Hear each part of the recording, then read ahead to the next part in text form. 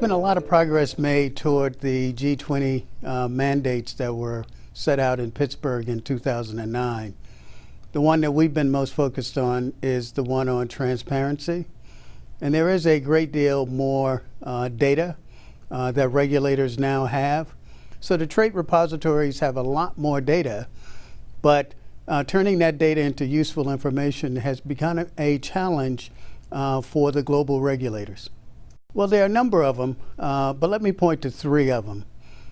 A lack of global harmonization, a lack of global standards, and finally, there are some legal challenges that need to be dealt with. On the harmonization issue, what you really have seen is that the G20 mandates have predominantly been driven by the local regulators. And so what you have is more transparency on the local level, but not enough in terms of the systemic risk issues that the G20 was really mandating on.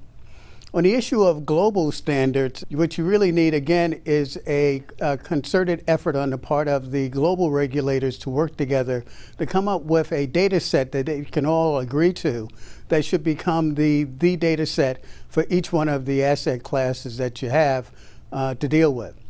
And finally, as I mentioned, the third leg of this issue has really been the legal impediments.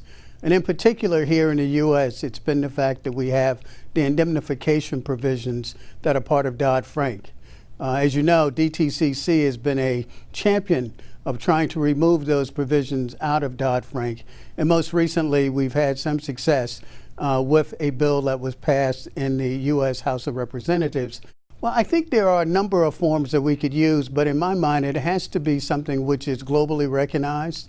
And that really means something like the CPMI-IOSCO framework would be, in my judgment, the best place to have these discussions, to have the global regulators begin to really formulate these issues and come up with global standards that all of the regulators can agree to.